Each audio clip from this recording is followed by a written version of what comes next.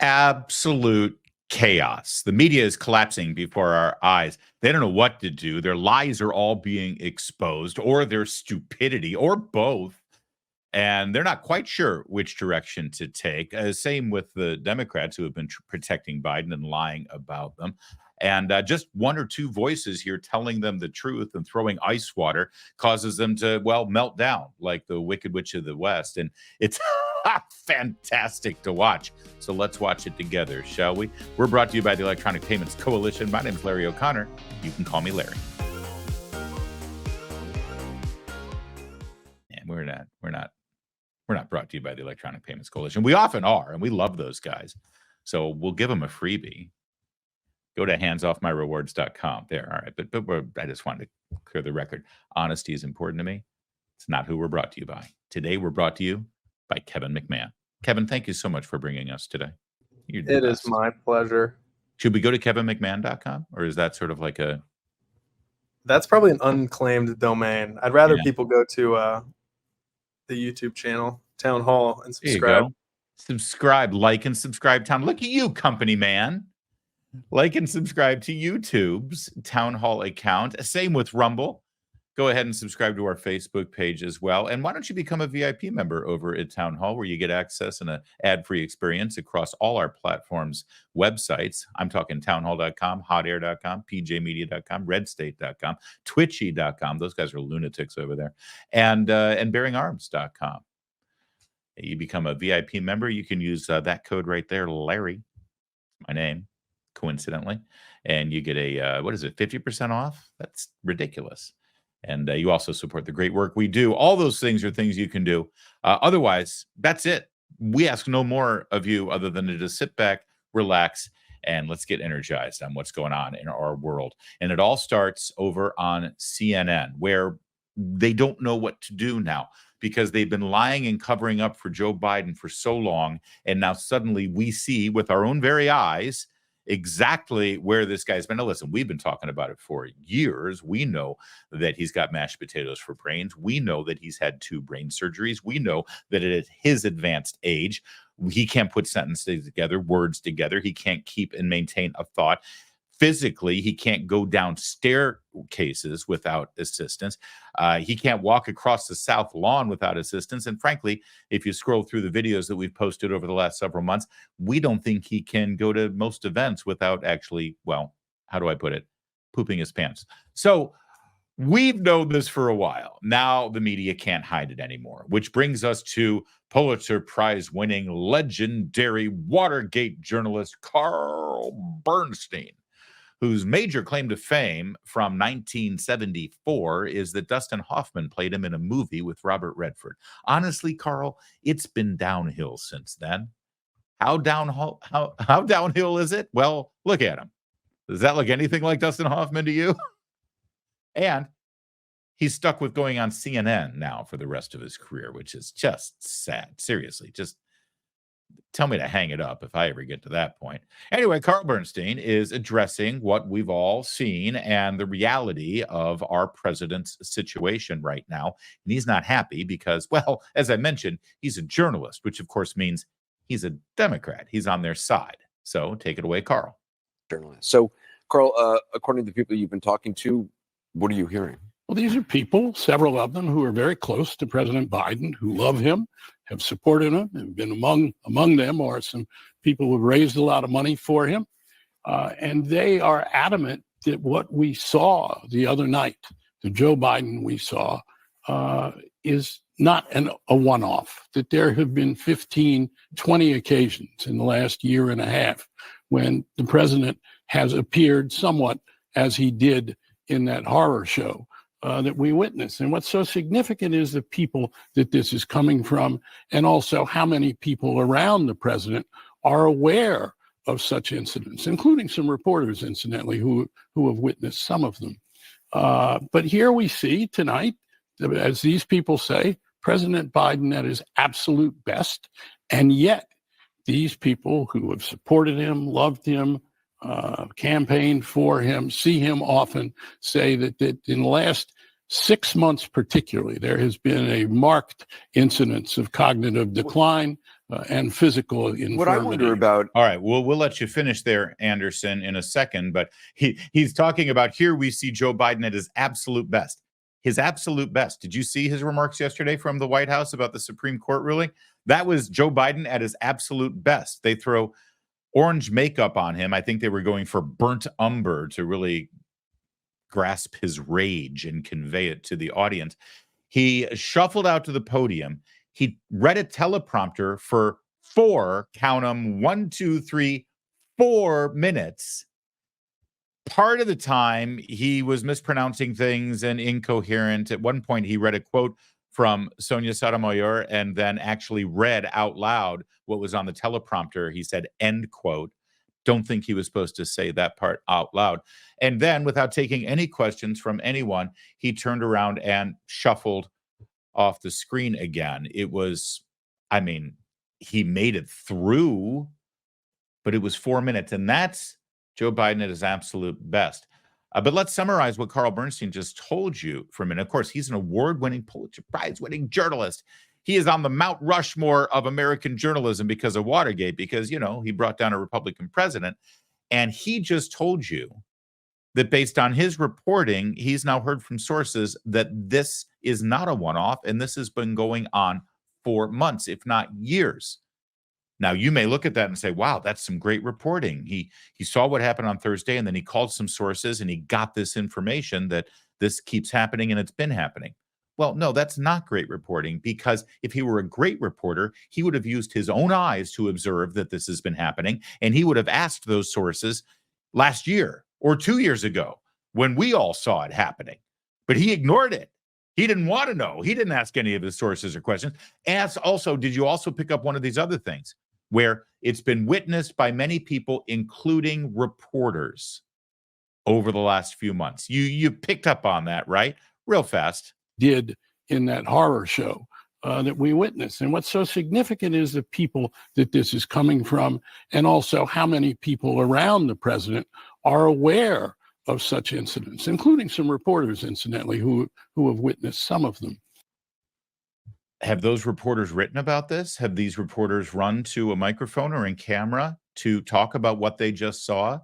I want to know who these reporters are, because what Carl Bernstein, Pulitzer Prize winning Mount Rushmore legend of American journalism, just conveyed to you is, number one, he never bothered over the last 3.5 years to pick up the phone and call any of his sources and saying, so is the president okay? Everything all right over there? Have you heard anything? Have you seen anything? It wasn't until Thursday that it occurred to him to do that. And number two, he's acknowledging that other reporters and journalists have seen these things going on and they've kept their mouth shut. They've lied. They've covered it up. They're part of the problem.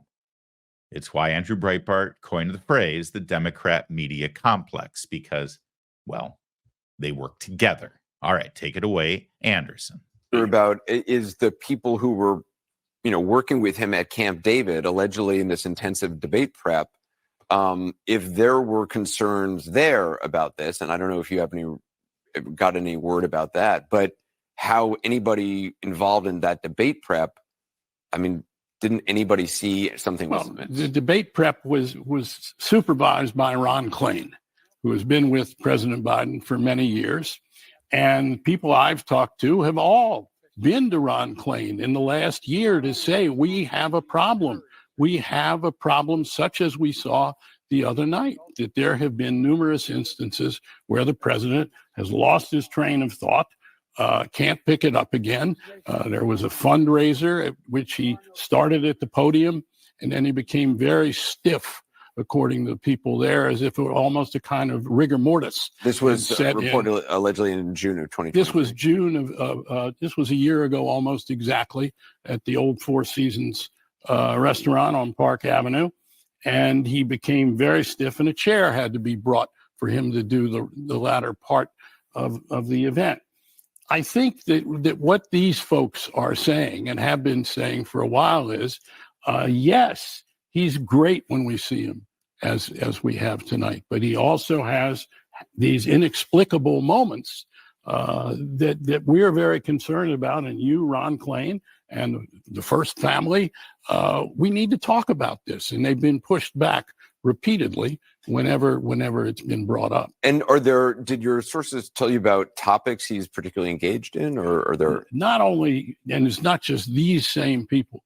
There is no question. I have heard for 2 years how sharp Joe Biden is in his national security meetings. He has special briefing books on Ukraine, on the situation in Gaza that go down into very detailed military reports. He has an absolute command of the facts. He's sharp as can be. You see the evidence of his being the chairman of the Foreign Relations Committee in the Senate, of his work as vice president on foreign relations. So we're clearly dealing with two sets of one person. And it really needs to be explored according to the people I'm talking to. And I think an awful lot of major Democrats believe this, including some who have made statements to the contrary. But this is a problem that's not going to go away unless it's explicable. Does this mean doctors' reports? I mean, obviously, it'd be great if we could have real doctors' reports from both candidates. Well, that's not going to happen. Yeah. No, well, actually, we have had doctors' reports from both candidates, because when he was president of the United States, when Donald Trump was not displaying anything even slightly close to what you're seeing from Joe Biden right now, he actually, under pressure from reporters and journalists who actually do their job when there's a Republican in the White House, he actually took his cognitive test. And then his personal physician came out and answered questions at a press briefing until there were no more questions to be answered. And so spare me your false equivocation here, Carl Bernstein, but we actually have seen that, and we haven't even come close to seeing that from Joe Biden. In fact, yesterday, Karine Jean-Pierre, at her press briefing, she was specifically asked whether Joe Biden will take a cognitive test, which seems like a pretty fair question to ask after the events of the last several days. And you would think Karine Jean-Pierre would be prepared for a very detailed, thorough, and fact-based answer to that. You would think that. You would be wrong, but you would think that. What do you think about the idea of taking that kind of a test? I mean, look, and I talked about this last week too on I believe on Friday. I have known this president since 2009. He is not just my boss, but he's also a mentor to me, and I spent sometimes countless hours with him, whether it's in the Oval Office, whether it's on the road. And I believe, for me, you're asking me my personal opinion, he is sharp. He is on top of things. When we have Hold on. Well, if you're asking me my personal opinion, no, actually, we're not. We're not asking your opinion. You're the press secretary. You're supposed to answer questions on behalf of the administration through us, the reporters, who were supposed to be asking questions that the American people would like to ask, but they're not allowed to be in this room. So we're going to ask on their behalf. And the question on the table is, will the president, or should the president, take a cognitive test? That's all. That's the question. We're not asking your opinion. So that she immediately answers a question that wasn't asked. So, thank God. Okay, we'll never know if the president will take a cognitive test or will agree to take a cognitive test. But what we do know is Karine Jean-Pierre, his employee's opinion of how sharp he is. He's super sharp, everybody. Because, if I say otherwise and he ends up, getting 25th Amendmented, I'll be out of a job. Hey, Larry, I just need to step in and correct you. This clip is not from yesterday's briefing. This is a flashback from February. Oh, dude, I'm so sorry. Thank you for letting me know that. Was this labeled as a flashback? I don't think it was. How else was I supposed to? Oh, it does say in February, KJP assured us. Okay, thank you. I appreciate that. Record corrected, unlike what you see on CNN and MSNBC. But again, and by the way, that's even more telling, because clearly in February, gosh, what happened in February that caused people to ask if he'll take a cognitive test? I mean, they're all acting like this is, I can't believe what we're seeing right now. This guy has been so sharp. Oh, it was after the Robert Hur report, of course. The Robert Hur report that showed that, according to the U.S. Attorney Robert Hur, who investigated and deposed Joe Biden, he had did not have the mental capacity to be able to answer questions in front of a jury and stand trial for his illegal handling of classified documents. So, of course, reporters said, will he take a cognitive test? So let's watch her pivot one more time to, if you're asking my opinion, which of course we're not. You're asking me my personal opinion. No. He is sharp. He is on top of things. When we have meetings with him, with his staff, he's constantly pushing us, trying to get more information. And so that has been my experience with this president. Anything else outside of that, I just shared with you what Dr. O'Connor said to me. Yeah, Dr. O'Connor, who we're not allowed to talk to. That's no relation, by the way, Dr. Kevin O'Connor. I do have a brother, Kevin, coincidentally. He's not a doctor, and he's certainly not the doctor they're talking about here. Okay, so what do Democrats do, right? They've got two paths here.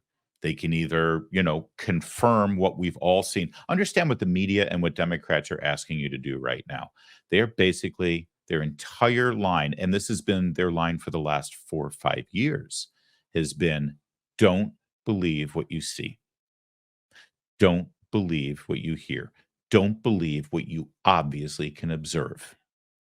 The conclusion you're reaching, based on all the facts that you witnessed personally, the conclusion is wrong. And we're going to tell you otherwise. And if you challenge us and you want us to present evidence to prove that your observation is wrong, we don't have any. We're just going to tell you, trust us. That's their message to you right now. And so where do they go? What do they do? Right? What choice do they have? Well, if you're Jennifer Granholm and you're the Secretary of Energy, and you were born in Canada, so you can't run for president. So that's pretty much it for you, unless you want to run for Senate in Michigan. You gaslight. You lie.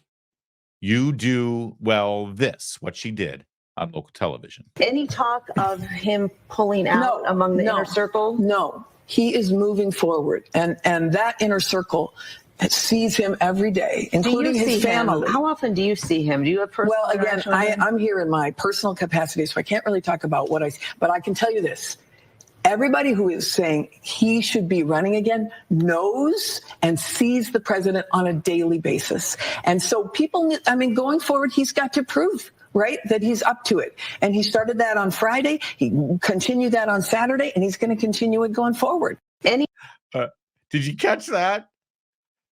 No, well, of course, there's not even a discussion amongst the cabinet or inner circle whether we're going to move forward. Of course, we're moving forward with Joe Biden. He's sharp. He's at the top of his game. We get to see it all the time. Really? How often do you see him? I can't get into that.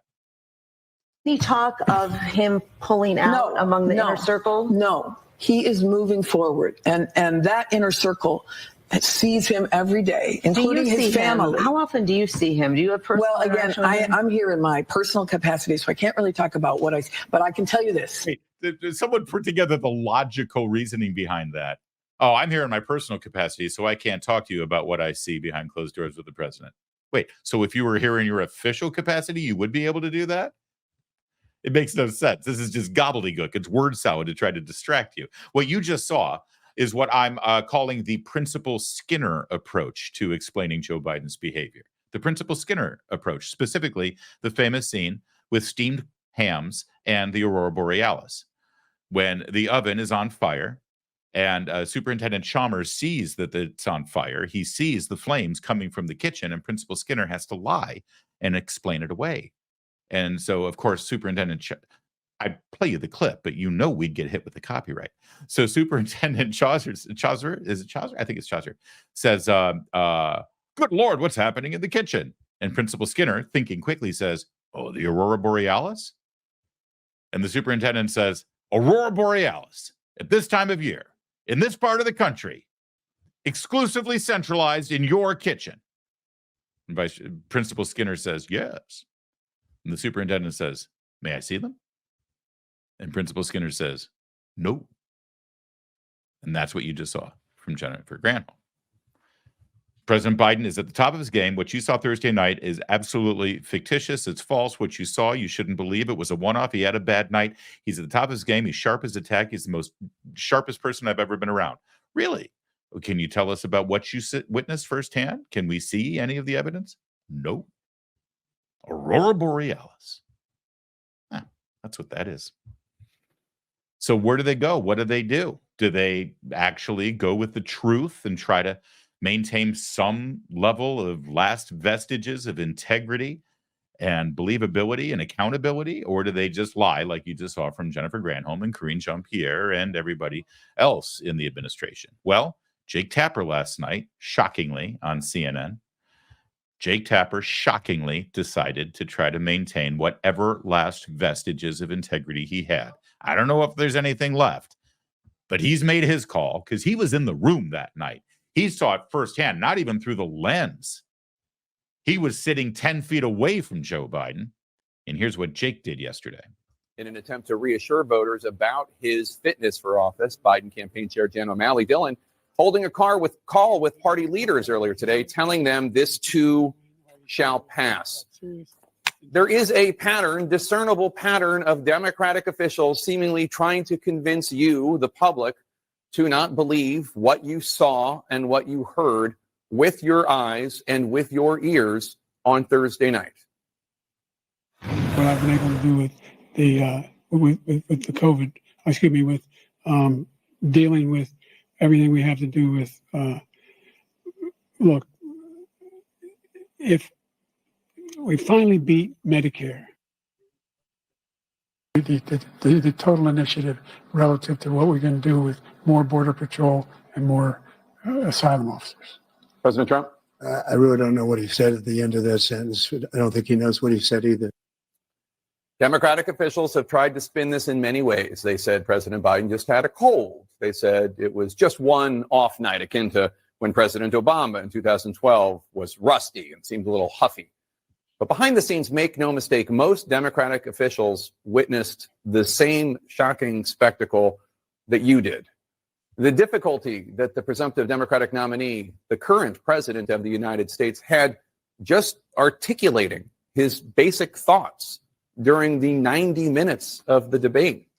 Now, of course, Jake Tapper, as usual, is getting kudos from people, including conservatives or Republicans. That's right, Jake. Thank you for having a little bit of integrity. Let's just pump the brakes on that for a minute.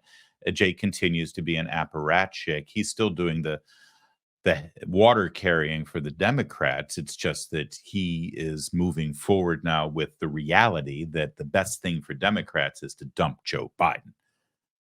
And so he's sort of leading the way on that. Just so you know, he's also positioning himself just in case Donald Trump is the president this November, despite his best efforts and his fellow party members' best efforts. He's positioning himself to be the man with integrity in the room. Hey, I just call balls and strikes, man.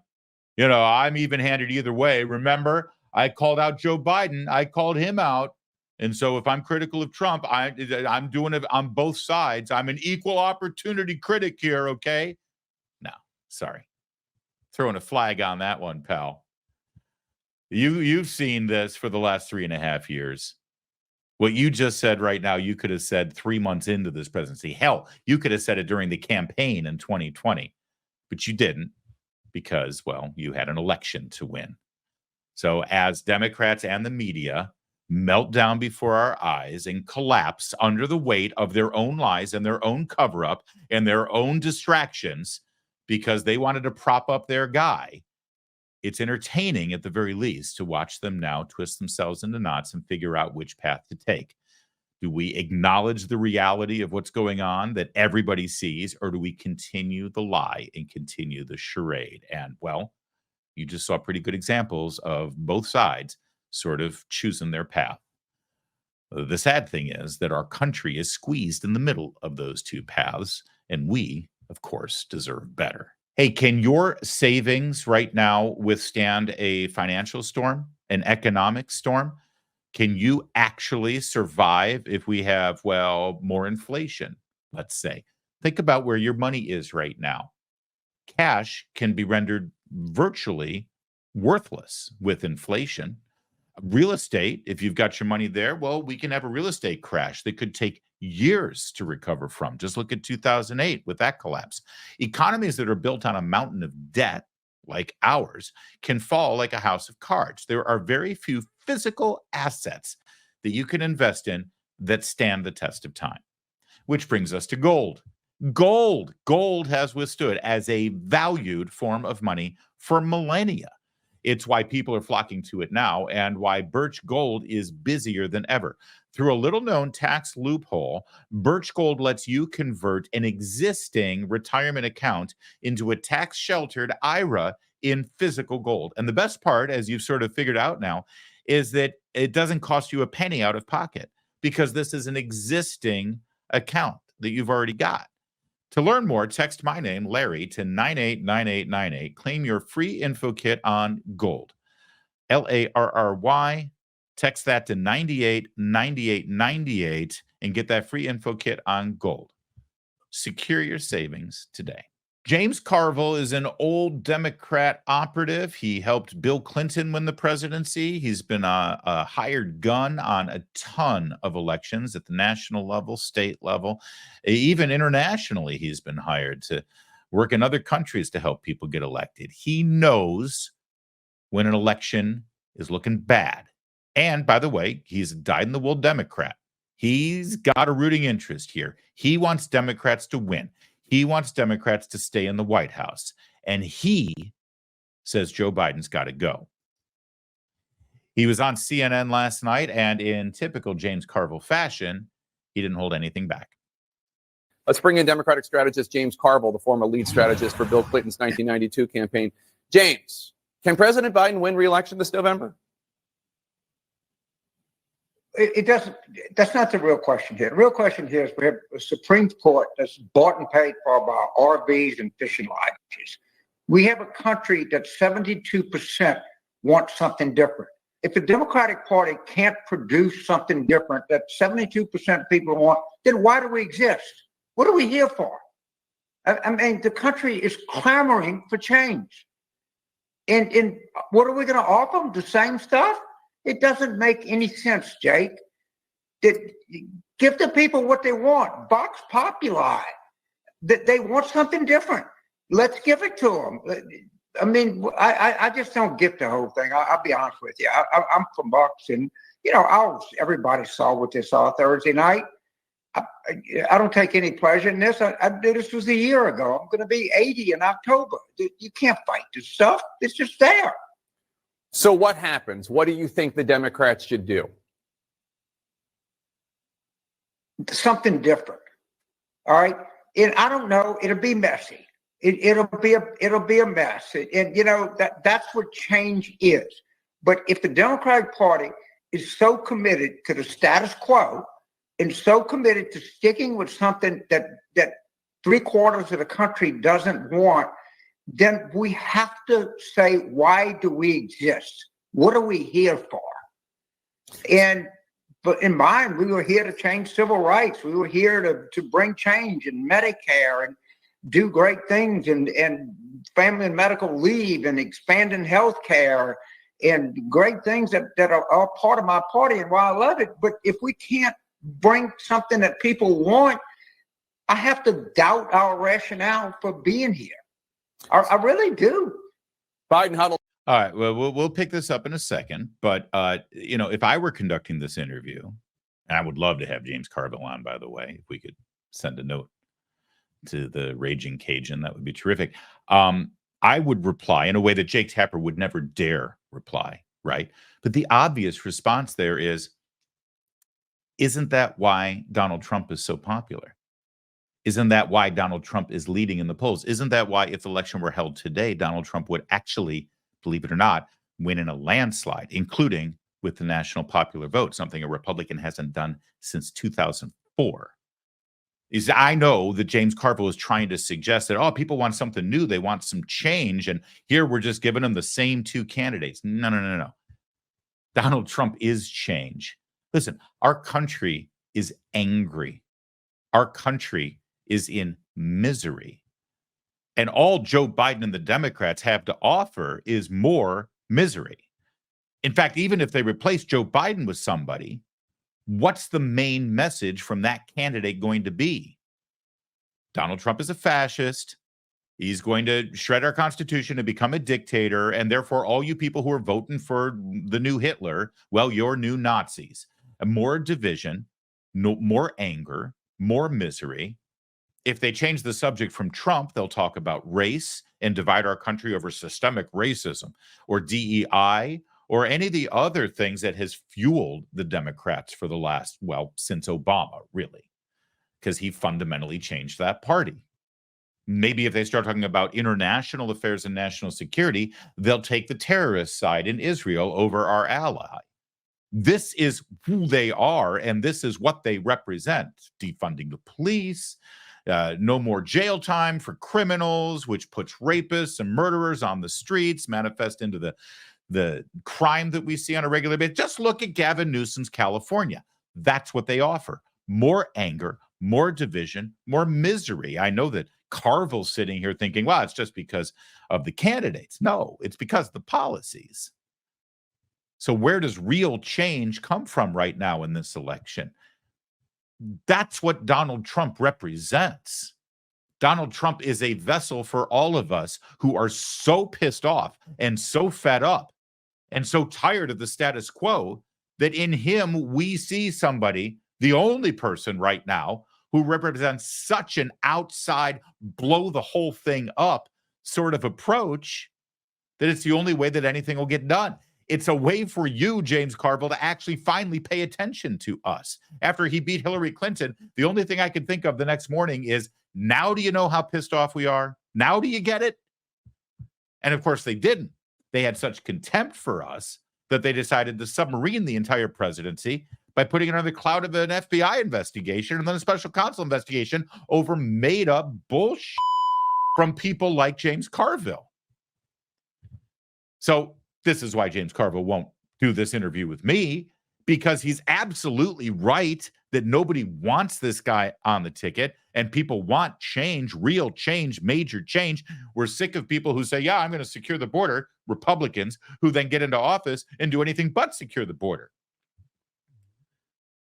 We do want change. And right now, in American politics, where's the change coming from? Not Joe Biden or any other Democrat you could put up there, and certainly not Nikki Haley or the vast majority of the Republicans on a national level. Change right now, like it or not, is represented by the vessel that is Donald Trump. That's why even people who aren't big fans of Donald Trump are willing to walk over broken glass to get him into the White House. Because you may not like him, you may not like his approach, you may not like his style, you may not like his language, you may not like his abrasiveness, you may not like a lot of things about Donald Trump. But you know that he's going to go in there and it up. All right, back to James Carville now. Thanks for letting me rant a little. With his family over the weekend at Camp David, and we're told that his family thinks he should stay in the race. What's your response? You know, I've been 50 years, and people say, you know, James, my family loves me, and people like you, y'all just looking for the next scalp or next notch on your bed to make the next fee. And maybe we do, and maybe they love you, but their judgment is clouded by love. I mean, I really like President Biden, but man, the country wants something new. Let them have it. Why are we fighting this inevitable desire and they can't deliver it? I mean, Trump is going to be sentenced on July the 11th. The Supreme Court is like, come on, we don't even want to discuss this. But give the people a shot. Let them look at who's in the party. And I believe there's staggering talent in the Democratic Party. Get out the way and let 1,000 flowers bloom. But do you think they should have? Do you think Democrats? Do you think Democrats should have an open convention? Do you think that they should announce we're having primaries the next 4 weeks, and then we'll take a? I mean, how would you even go about doing this? You know, I go about it by saying, you know, let everybody decide. Have 4 forums around the country. I don't know. Have people address the convention, but just don't sit there. Do something. People want something different. I mean, you go back and you look at American history, and you know, after Pearl Harbor, Nimitz was the head of the Bureau of Navigation. You know what he did? He went in there and he took action. Martin Luther King was a comfortable preacher at a church in Montgomery. He didn't just sit there. He did something. So, and that's our history. And you know, people say, well, the process and this and that. I don't know. but do something, open this process up, and all of the people are asking for is something different. And why not give it to them? Why did we fight with him and arguing whether he had a bad night or cold or the staff overworked him or all of the utter nonsense that we're hearing? And President Biden's a great guy, and I'm a great guy too. I don't have any business running campaigns anymore. President, let me jump in one more time here. You hear this guy speaking on behalf of the Democratic Party, who we're told is trying to protect democracy from the authoritarians over there on the Republican side. And the only solution and the only way that we can protect democracy is to go to the convention and have, a few hundred people, maybe even up to 1,000 people, decide who the candidate's going to be in November over the will of, the people who voted during the primary. Listen, he's not wrong. They're absolutely sunk in the water with Joe Biden. But the time for James Carville and other Democrats to step forward and say this was about a year ago, when they blocked Robert F. Kennedy Jr. off the ticket, where they decided they weren't going to have any debates. They weren't going to have an actual primary process. And they were just going to go ahead with Joe Biden, no questions asked, and no one's allowed to say a damn thing about it. The time to do this was back when they had a primary process, but they pretended they did primaries. They pretended that people voted for Joe Biden, even though they literally didn't have much of a choice otherwise. And now that they've got him as the people's choice within the Democratic Party after people voted because, they're protecting democracy, they're now contemplating throwing him away and placing somebody else in there, like an oligarchy, sort of going into a star chamber and picking their person to save democracy. The only way we can save democracy is if we ignore the votes of the people, is what they're saying. Which, they get away with it, of course. Who's going to call them on it other than me? A couple of others out there. But James Carville's not right. He's not wrong. I'm not, but where the hell was he? Where the hell was he a year ago? Oh, well, we didn't know it was this bad. We all knew it was this bad. It's fantastic to watch. Go ahead, James. Bring us home. President Clinton and President Obama have both given statements in support of President Biden. Is that how they really feel, do you think? They have I think a reverential view of what ex-presidents should do. And I don't think it's their job to do that. I think it's their job to salute the flag, to salute the nominee. I don't expect them to get involved in this. What I expect is people are elected in office that have influence and have power to say, we're sitting here and letting this country deteriorate right in front of our very eyes. And the only hope for the United States of America is the Democratic Party. That's it. I hate to break the news to everybody, but the whole country is looking to us, and all they're asking for is something different. And let's give it to them. Who do you think would be strongest? Which Democrat do you think would be strongest? We've heard so many names: Governor Newsom in California, Governor Whitmer, Governor Shapiro in Pennsylvania, obviously Senator Warnock, Pete Buttigieg, Vice President Harris. Who do you think has the best chance of beating Trump?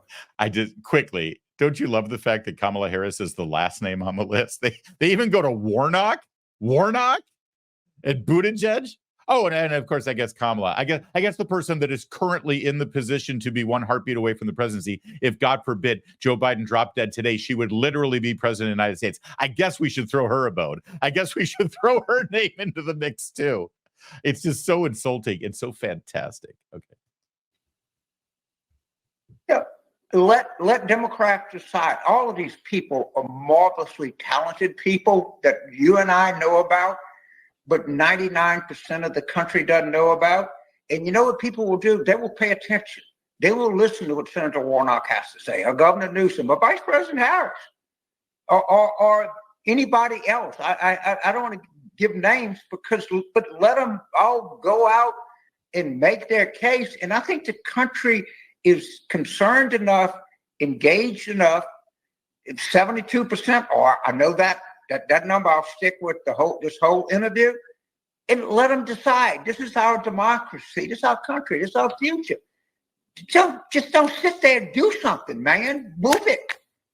James Carville, thank you for your candor. Always good to have you on. Appreciate it. Coming up, what Michigan Governor Gretchen Whitmer says about her name being floated as a possible. This is our democracy. We got to fix it by thwarting the will of the voters from the primary process, getting into a room and choosing one of a small handful of people who we will push on the rest of the country without any kind of democratic process, because it's democracy and we've got to save it. Oh, that's fantastic to watch how screwed they are. Could I get some popcorn here, please, while I watch all of this? Now, Rachel Maddow is either the biggest liar in the world or she's an absolute ignoramus. Yes, she could be both, of course. But see, she's not dumb. She really isn't. She's smart. So she spent her time on her MSNBC show last night lying, like really bad lies, like dastardly lies, like dangerous lies, lies that could, in fact, inspire violence in this country. Look at what Rachel Maddow told her audience in describing the Supreme Court decision yesterday that just affirmed that presidents have a certain amount of immunity for their official acts in office, something that we've known for, hundreds of years. When the Supreme Court decided yesterday that Joe Biden cannot take these unprecedented moves that no president has ever dreamed of doing in 240 years and sticking his Justice Department on his political opponent and trying to jail him for his official acts while he was president. Well, Rachel Maddow decided that it was time to light her hair on fire and lie to her viewers. Take a look. And given that the hypotheticals over the course of these arguments, as you rightly pointed out, included things like, can the president assassinate a rival? I think we have to look at the Supreme Court's affirmative answer to that. Yes, you can, with as much seriousness as it deserves. I mean, this is a death squad ruling. This is a ruling that says that as long as you can construe it as an official or quasi-official act, you can do absolutely anything. Absolutely anything, and never be held accountable, not only while you are president, but forever. All right. So it's just a lie. That's the only way to put it. The only way to put it is a lie, because our founders discussed this. Again, she's not stupid. So the only reason you bring this kind of disingenuous obfuscation, this kind of rhetoric to your viewers is to churn them up and get them so pissed off and so terrified that they'll do anything to keep Donald Trump from being president. The founders contemplated all of this. We were coming off of a monarchy. We tried for about 10 years the Articles of Confederation. It was determined that we needed an executive office, a strong executive office. They even contemplated creating a monarchy, but they didn't want to do that. They just came from a king. They knew what could happen with a king and a royal family. It's one of the reasons why George Washington ended up being the model for the presidency, because he had no children that would inherit his throne. Did you know that? Yeah. So when they were fashioning the executive branch, they recognized that they were giving this person a huge amount of power, unaccountable power. Well, unaccountable except for one thing: impeachment. That's why we have impeachment. That's why when impeachment is used for political purposes, a lot of us get pissed off, because that's not how you're supposed to use impeachment. Impeachment is supposed to be an emergency cord that you pull for drastic situations. Treason, bribery, high crimes and misdemeanor. That's accountability. Now, you may think that Congress and the Senate hasn't been exercising their due responsibility with regard to impeachment. That's fine. There's remedies for that too. Vote in a new Congress, vote in a new Senate. But the remedy is there and the accountability is there. Rachel Maddow just doesn't like it. Joe Biden just doesn't like it. The left doesn't like it. Why? because they were using the law as a political weapon against their opponent. See, you're a problem to them right now. You still have a say in how things are run in this country. And you gave them a huge wake-up call in 2016 because you didn't do what they told you to do. They said, you got to vote for Hillary Clinton. You can't vote for Donald Trump. He would be a disaster. He would be awful. No one takes him seriously. It's a laughingstock. The person is dangerous. He's unhinged. He's not qualified. Meanwhile, Hillary Clinton is the most qualified person ever to run in the history of our republic. You've got to vote for Hillary Clinton. In fact, you're going to vote for Hillary Clinton. It's election night, and the New York Times says that it's a 98% locked in a surety that Hillary Clinton will win the presidency. Look at the montages of all the people, just like Rachel Maddow and George Clooney and Bill Maher and Barack Obama and all the celebrities saying, Donald Trump's never going to win. It's never going to happen. It's never going to happen. He's never going to happen. And then it happened because of you. Boy, you really pissed them off. You're a real problem. And so now they can't let you do that to them again. They can't let you vote for Donald Trump. So what do? Well, they're going to throw him in jail. They're going to throw him in jail. They're going to convict him of crimes. They're going to remove his name from the ballot because we can't have a felon on the ballot. We can't put up a better candidate. We can't make the case why our guy's better than Donald Trump. We can't actually win on the issues. So we're just going to use the judicial system. We're going to use the courts. We're going to use the criminal justice system to meddle in the election and remove Donald Trump as an option for you. And it all came crashing down yesterday. All of it. And that's why you're seeing the reaction. It's, in fact, the reaction that you're seeing and how over the top it is to the Supreme Court affirming a pretty reasonable understanding of immunity for the executive branch of our government. The over-the-top reaction confirms how political all of these prosecutions have been, even though they've denied it. It confirms it. Because now they're terrified, not just that you will do what you want to do, which is vote for Donald Trump, but they're also terrified, and they're raising the specter of Donald Trump winning the presidency and then having immunity and no accountability. He can do anything, and that's why this is a death squad ruling. That's what Rachel Maddow said to her audience. I regret to inform you that Rachel Maddow's death squad ruling on MSNBC last night was the sanest, most rational delivery of information and analysis that the MSNBC audience received, because they also heard from the inexplicably named Joy Reid. Watch this. They repeatedly talk about bold and decisive action. Yeah. But what bold and decisive action do they have in mind? Probably the exact same bold and decisive action the Heritage Foundation has in mind. Heritage Action has in mind. Leonard Leo has in mind.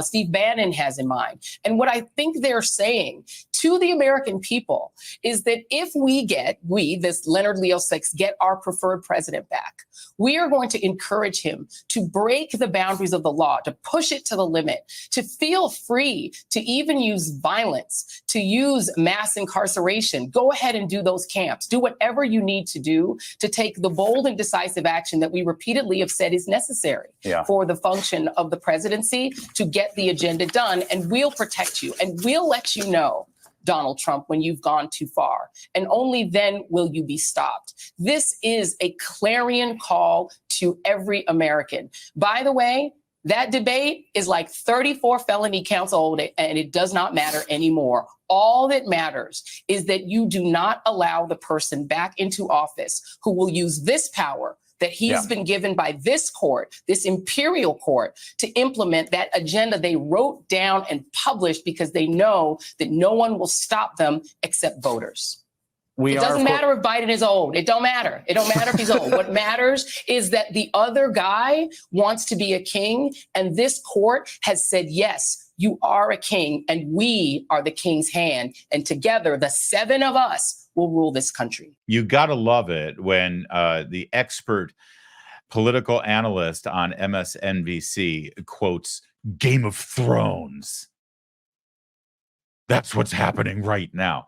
I want to tell you, what you just saw from Joy Reid, that was actually her most temperate sort of pulled back, reasoned approach to her analysis on the Supreme Court decision.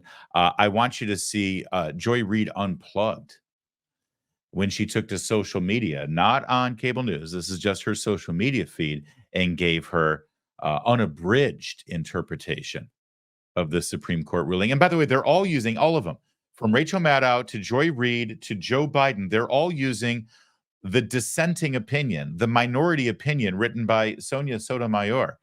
She lost 6-3, and they're all saying, well, this is the reality. This is the truth. No, maybe she's wrong, considering she's on the dissenting side of this opinion. That doesn't stop them. Here's Joy Reid, unplugged, as I said, unvarnished, and, well, unmade up, apparently. Sorry about that, but this is what she looks like without the makeup. And something interesting also will occur here as you watch. You saw how she was talking on MSNBC to Chris Hayes. She had a certain vocal quality, a certain accent, a certain delivery. For some reason, when she goes on social media and she's not under the lights with the camera, she talks differently. I wonder why that is. Here, watch. This election is no longer about the old guy that's in the White House now. Like, all the op-ed pages and the New York Times can run around and opine about, what Joe Biden should do. And, y'all have fun with that. Enjoy yourselves, intellectual thought leaders. I no longer care. Doesn't matter to me anymore. It's above me now. It's above me now. There's a Waffle House next door. There's a Best Western next door as well. It's above me now. It's above Joe Biden now. Don't care about Joe Biden's age, infirmity, that he shuffled when he walked. I don't care.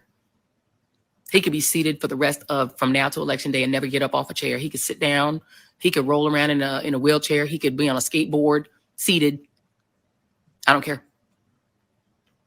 Donald John Trump cannot be allowed back into the White House, because if you combine that madman with this court, two of whose members are insurrectionists one of whom flew an upside down flag at his home and blamed it on his wife, who's also crazy. The other of whom's wife literally was part of the insurrection. And they ruled in this. They put themselves in the Leonard Leo 6. They went ahead and ruled on this with no shame. You combine this court, two of whose members are going to immediately resign, and put 30-year-olds in there, including probably the guy who wrote the opinion in the beaters case, meaning that beaters should be able to get machine guns, which, by the way, they have now arrogated to themselves the power to decide all federal rules. Everything, whether your plane that you fly in is safe, how much carbon can be in the atmosphere, how much filth can be in your water. They said agencies that have experts can't decide that. They will decide that. So they are kings, and Trump is king. You put him in the White House, combined with this court and a Republican House and Senate, we're done, y'all. All the rights that were won in the 20th century, the hard-earned rights of women, laborers, workers, the rights of children. Remember, child labor used to be legal. The rights of Black folks, forget that. The rights of non-white immigrants, forget that. All of the 20th, they are trying to repeal the entire 20th century, and they're doing it fast. Between them and these crazy Republican governors, they are repealing the American century, the 20th century, because they don't like it and they want back the 19th century. The century when super rich white men, unchecked and untaxed, amassed great wealth, passed it down with no taxation to their descendants, and pretended that they had earned it on their own, that they were just masters of the universe. They want that era back. They think that the 20th century was an abomination, and they are dismantling it.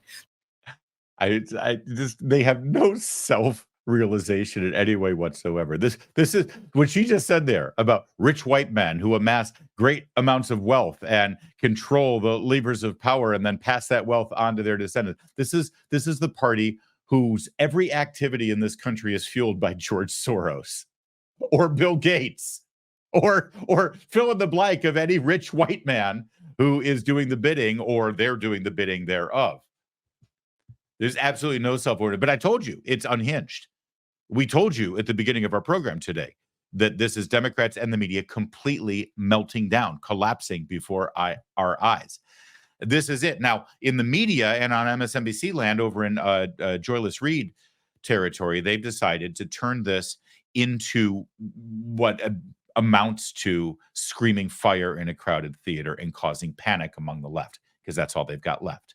They've got to try to mobilize and energize people through their rage and their fear. This is the party of fear, to, as you just heard it, vote for a lump of flesh that doesn't even have to walk, as far as she's concerned, anyone or anything to stop Donald Trump. It's that kind of language. Donald Trump must be stopped. He cannot be allowed to win. This is dangerous rhetoric, to say the least, considering what the left is capable of. Also, what was this one part? I no longer care. Doesn't matter to me anymore. It's above me now. It's above me now. There's a Waffle House next door. There's a Best Western next door as well.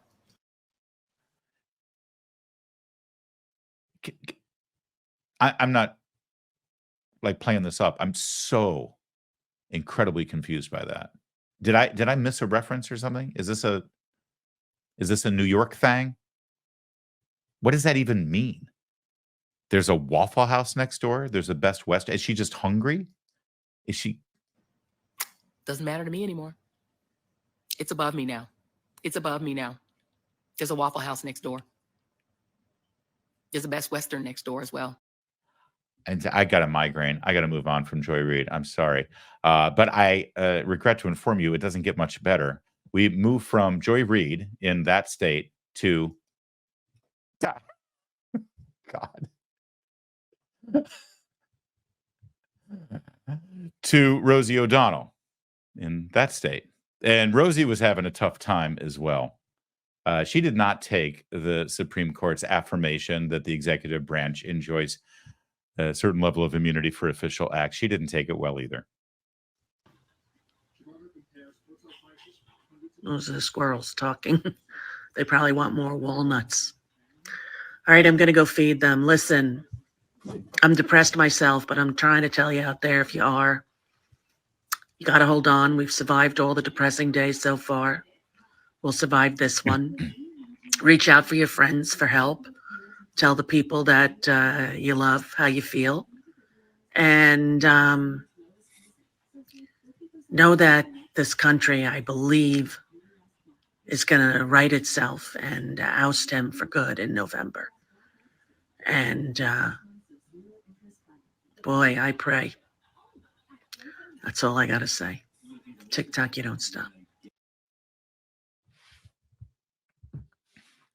When people like Rosie O'Donnell are upset and sad and resorting to prayer, and I do hope she prays and finds the Lord in some capacity, it's a good day. It's a really good day. It's like whenever you're wondering, gee, I don't know, how should I feel about this Supreme Court decision? It seems complicated, or where do I stand on this law or this issue? You know, if you're still unsure, take a look at Rosie O'Donnell and see how angry or upset she is. See, if Rosie O'Donnell's having a good day and she's happy and joyful, probably a problem. And if she's like this, I mean, shoot off the fireworks, have a parade. It's a damn good day in America. Now, I've been crapping on MSNBC quite a bit here in this segment, so let me give them some due. Not in prime time yesterday, not in the immediate reporting afterwards or anything like that. No, but at 6 a.m. today, at 6 a.m. on MSNBC, for a minute and a half of glorious television broadcasting, you had one guy on MSNBC actually deliver reasonable, thoughtful, intelligent insights. One guy at 6 a.m. Reporting for us there. So, Chuck, I'll start with you. The reaction to this as it came down yesterday ranged somewhere from democracy is dead, we now have kings instead of presidents, to it's a little bit murky. And the murkiness comes in that definition of official acts by a president versus personal acts by a president. Who gets to define that? How you define that? What's your take? And once again, Willie, I find myself in the rather lonely middle. So I think it is logical that some acts are immune. The core constitutional responsibilities of any president, put Mr. Trump aside, ought to be immune from prosecution. Purely private acts ought not be immune. And so the hard part, again, is in the middle, right? What is and what is not an official act? I think we have to avoid the following construction. You know, I don't like Mr. Trump. this opinion is good for Mr. Trump. Therefore, we are on the brink of a constitutional apocalypse. I don't believe that's true. But part of Jack Smith's case is now gone, and he's going to have to fight for the rest. His road to prosecution is longer and bumpier and more narrow. All of those things are true. And I disagree with certain particulars in the case. But in the main, Willie, it makes sense to me that there is immunity in some cases and no immunity in others. And to your point, we have to figure out the rest. So, Lisa, let's. And that's actually the only honest take I saw on MSNBC, proud as a peacock, all day long. For the last 24 hours, at least, since the decision came down. That's the only reasonable take to have. They're acting like, SEAL Team 6 can be brought in as assassins. No, all the decision said was, you realize that this comes from Judge Chutkan, the D.C. judge, who basically gave a rubber stamp to Jack Smith's prosecution of Donald Trump. And the president, through his attorney, said, whoa, hang on, there's immunity here. And the judge said, nope, they didn't even have a hearing. They didn't even go line by line in the indictment. They just said, nope, no immunity. Let's go. Let's set a trial date. And so they appealed it and then made it to the Supreme Court. And all the Supreme Court has said to Judge Chutkan now is have a hearing and go through each charge and determine which one falls under the actions of an official action of President of the United States and which is not an official action of the President of the United States. That's all. And then let the trial go forward based on that hearing and those findings, and let the defense actually put up a defense in that hearing to make the case that no, there is presidential immunity for these actions. Why is that so hard? Why is this reaction so over the top? And the answer is what you just heard from this legal analyst, the one last honest man sitting in an NBC News studio, where he said, no, what we're seeing here is, I don't like Donald Trump. This decision is good for Donald Trump, or at the very least keeps us from prosecuting him and affecting the election. Therefore, I don't like this decision, and the sky is falling, and our country is now, on the brink of authoritarianism. And that's just poppycock. It's a complete lie. It's completely hysterical. It's completely over the top. It's how liberals look at things, basically. And while everybody is melting down over this decision and completely collapsing and their brains exploding, sometimes a clarion voice can cut through and show exactly how hypocritical everyone else in the room is being. And that brings us to CNN, and specifically, take a look at this moment of clarity from Scott Jennings. Joe Biden, after cannonballing into an empty swimming pool on Thursday night, came out tonight and spoke for 4 minutes off of a teleprompter. He's good for 4 minutes today, as long as somebody else wrote it. After having this completely tone-deaf sort of announcement coming out of this meeting that you wrote about with his family this weekend, where his son, the notorious influence peddler and crack addict, Hunter Biden, says, you got to keep going. Also, they were hanging out with Annie Leibovich, the photographer, which I wasn't even aware she was taking mugshots now. This entire thing since Thursday has been one tone-deaf political disaster after another. Tonight, he comes out and attacks the Supreme Court and says, the president can now do whatever he wants. The same guy, by the way, whose centerpiece of his speeches is, the Supreme Court tried to stop me. They blocked me, but they'll never stop me on student loans. I don't know what they are doing, because they don't know what they're doing, and no one in America knows what they're doing, and that's why Donald Trump's beating his brains in right now. I'm going to let I mean, that's a bit of a drop the mic moment. They let the one Republican on that network, CNN, they let the one conservative commentator on the show, they let him have 1 minute, and he destroys everybody else on the set for the other 59 minutes of the lamentable spectacle that is a CNN primetime show. And that was beautiful. It was perfect from top to bottom, especially the hypocrisy angle. That Joe Biden is out there saying this is outrageous. This is outrageous that a president can do that. You can't let a president just go rogue and make things up and be immune from all of these things. And meanwhile, let's take a look at this president and do a little side-by-side comparison. Now, when the conviction of Donald Trump came down in May in New York, and many people, including Donald Trump, were decrying this as a miscarriage of justice and an absolute out of control prosecutor and judge, Joe Biden had some very, very serious admonitions for anybody who would dare question the judicial process in this country. That's how the American system of justice works. And it's reckless, it's dangerous, it's irresponsible for anyone to say this was rigged just because they don't like the verdict. Our justice system has endured for nearly 250 years. And it literally is the cornerstone of America, our justice system. The justice system should be respected, and we should never allow anyone to tear it down. This decision today has continued the court's attack in recent years on a wide range of long-established legal principles in our nation, from gutting voting rights and civil rights, to taking away a woman's right to choose, to today's decision that undermines the rule of law of this nation. God, is it possible he's deteriorated in just 6 weeks? That was stark, the comparison between mid-May and today. Well done, Western Lensman, putting together that side-by-side comparison. Let's be clear here. If anybody dares to challenge a jury verdict in Manhattan, a city that voted 85% against Donald Trump, if you challenge the conviction in that court brought on by a district attorney who created a new law out of whole cloth and never even revealed to the jury what the crime was that they were voting on, whether Donald Trump was guilty of, and all the time, the trial was overseen by a judge whose daughter makes money off of fundraisers for Joe Biden. If you dare to even question that conviction, what did Joe have to say about you? That's how the American system of justice works.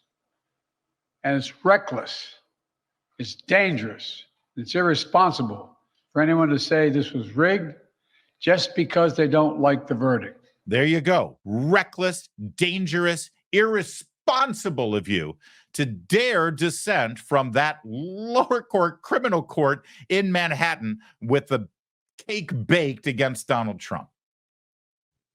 But then, when the Supreme Court of the land gives you a 6-3 decision that you don't like, what are you allowed to say about it? Today has continued the court's attack in recent years on a wide range of long-established legal principles in our nation, from gutting voting rights and civil rights, to taking away a woman's right to choose, to today's decision that undermines the rule of law of this nation.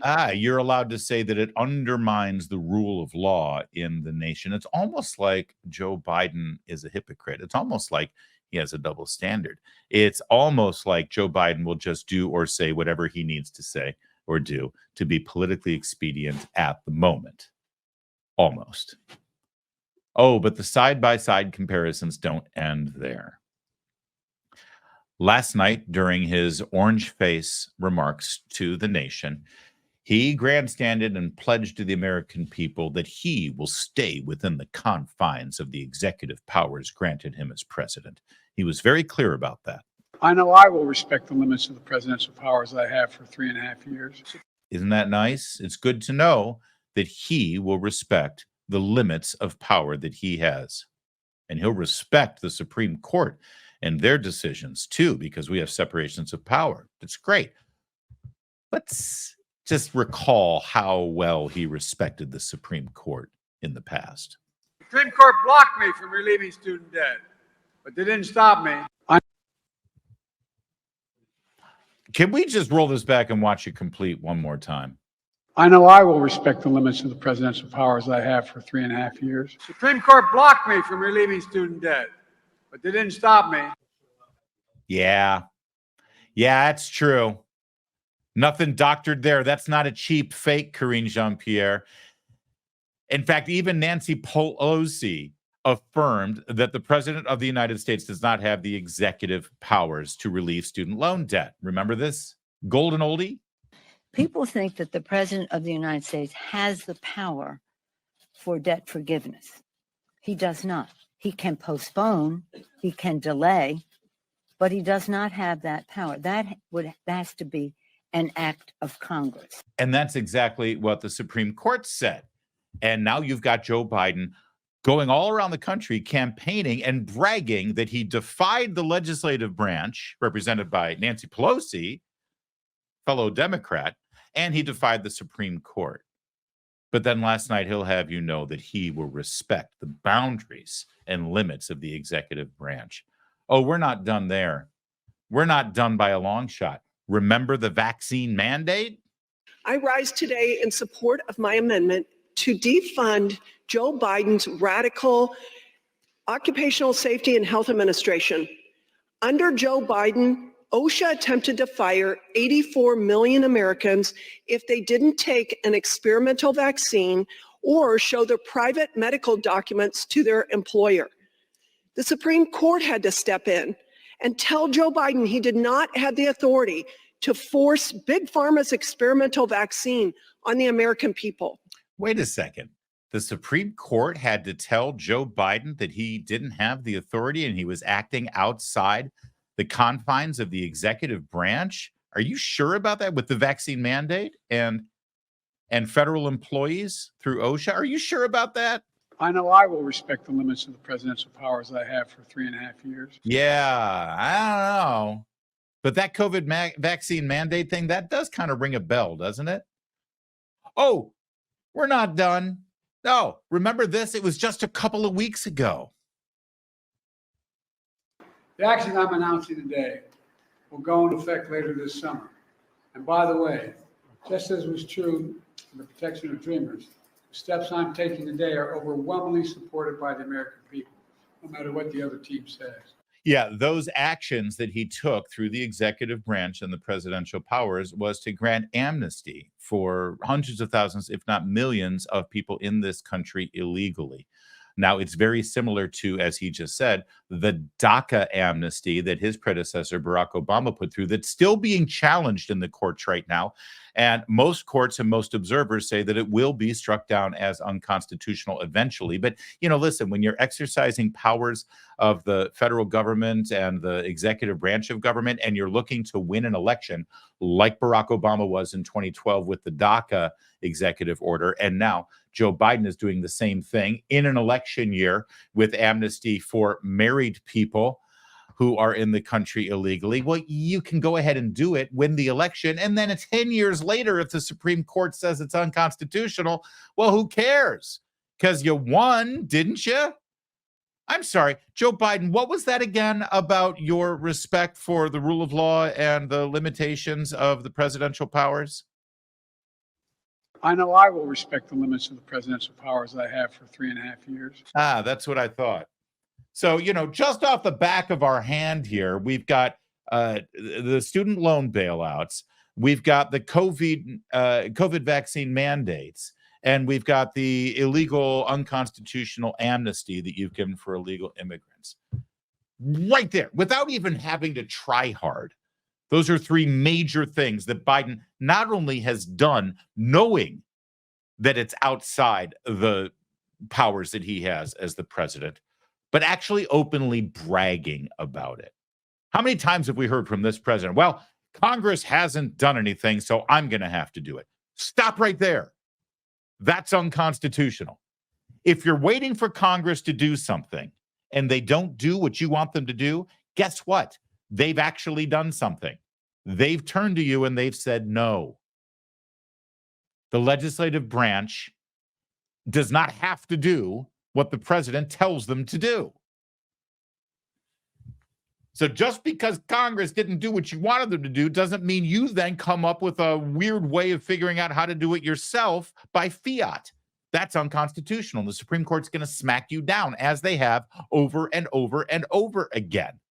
And now he stands up and lies to you and says, well, I, for one, I will stay within the confines of my presidential powers as I have for 3.5 years. He's lying. His brain doesn't function. He has no memory. He can't even speak. And he's a despicable human being. My God, people, please, I'm begging you, don't let them get away with this. The second you have the opportunity to vote, please do while you still have a chance. We are out of time, so that's it for this time. Until the next time, I'm Larry O'Connor. You can call me Larry.